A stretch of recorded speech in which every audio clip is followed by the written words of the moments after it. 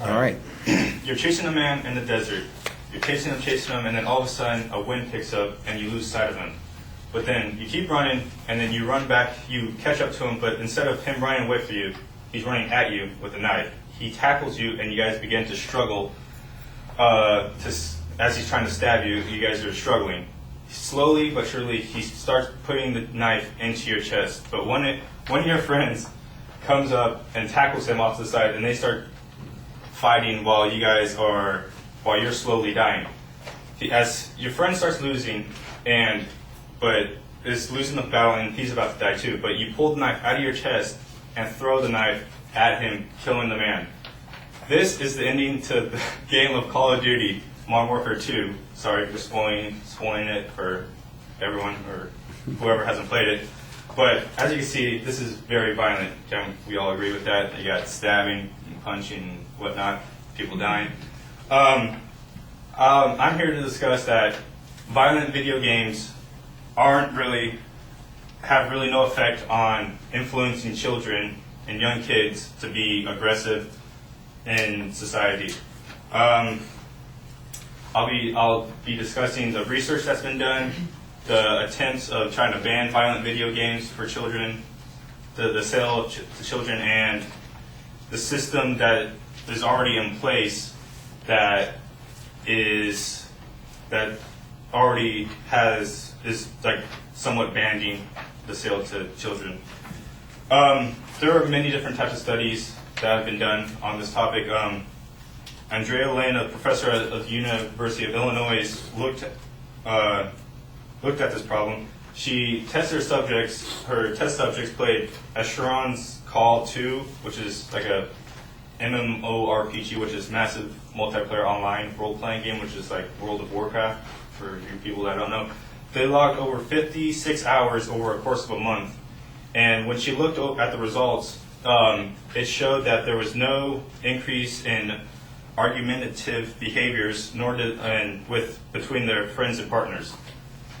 Another study that was done by Tony Ward, he's a psychologist, he had kids play Quake 2, and instead of the kids be aggressive, it actually decreased their aggression levels, which I can understand because after like a hard, stressful day of work, and it's kind of good to play video games, get your stress out, beat someone up or something, shoot someone, instead of taking it out on your kid or wife or husband and something like that.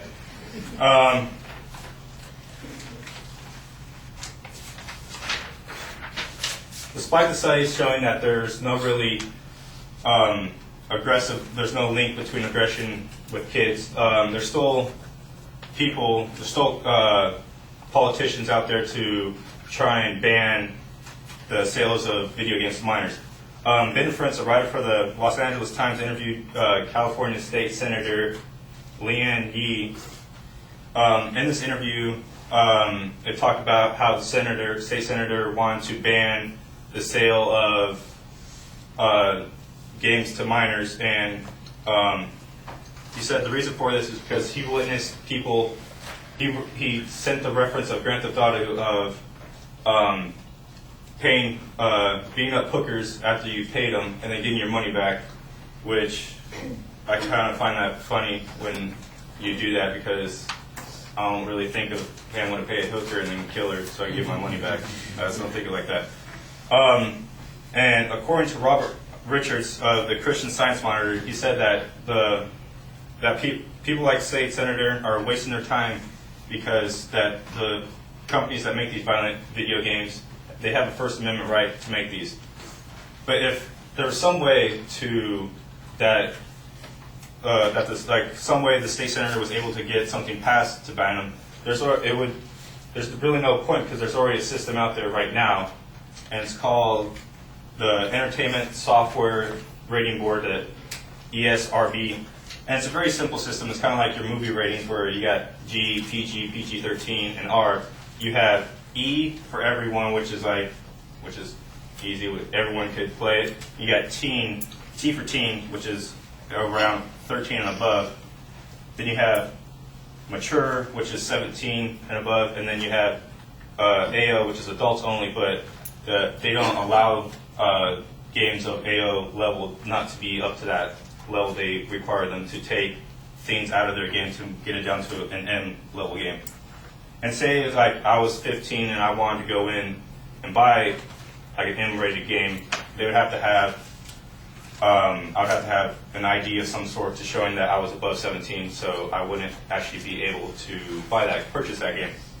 But since there's the system in place, why when I'm playing, I hear 12-year-olds or 10, 12-year-olds that haven't hit puberty with these high-pitched voices playing Halo and Call of Duty, which are M-rated games? It's because their parents that are purchasing their games, because you gotta have, if you're underage, you gotta have an adult above 17 to purchase the games for you.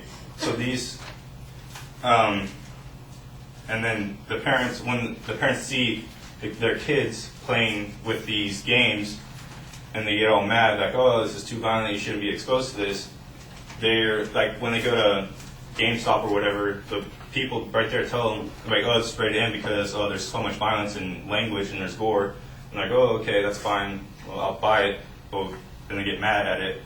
So, and even if they do buy it, they could set controls on your system for Wii, PlayStation 3, or Xbox to limit certain games that could be accessed, or the certain ratings that could be accessed to your kids, as into M, T, or E games.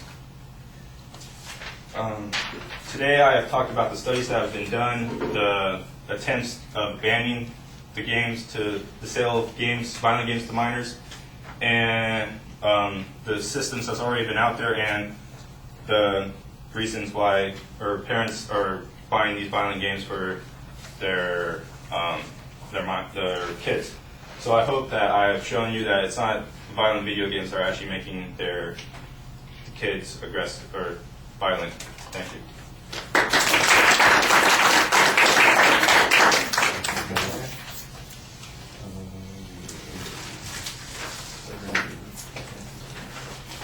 All right, Maurice, what did you think? What I liked is, I feel like the beginning of the speech was a little iffy. He kind of strolled away from his main point a little bit, but other than that, his speech was pretty good. That's it. That's it? Really? Well, I understood what he was saying, but his main point didn't back up what his whole speech was about. So kind of like, he had the same problem I did. It was a lot of what he felt was wrong with it rather than the studies show and whatnot. So he didn't have that much support. But if he had more support, I thought the speech would have been great. Okay. Hang on just a second here.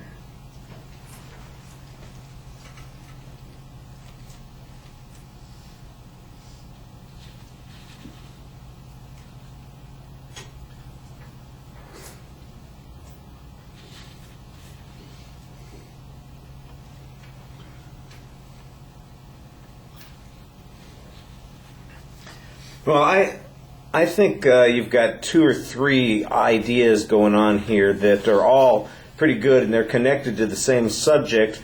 And I sort of understand what Maurice is saying. I think you could be a little more focused. Is your argument going to be about whether or not the games are dangerous? Is your argument going to be whether or not we need to regulate it? Is your argument going to be whether or not the current regulations are insufficient? Is your argument going to be about whose responsibility it is? Now, all of those things can be put together, and they would fit into a single claim if you've got a clearer statement of what your claim is. And I just, like I said, I think that you start off sounding like you're going to argue on the first issue that they really don't have this relationship, but then you get off on those other tangents. And if that's the point of the argument, then you ought to be saying that at the beginning of the speech. You laid out the structure of the speech pretty clearly. I thought you did a nice job on that. In that first section, you aren't really challenging the grounds that the advocates of additional regulation present, except that you present counter evidence. So it's not like there's anything wrong with their reasoning or their evidence. You've just got your own studies that have found that there is no particular relationship here. And rebuttal arguments are okay, but by themselves they may not be sufficient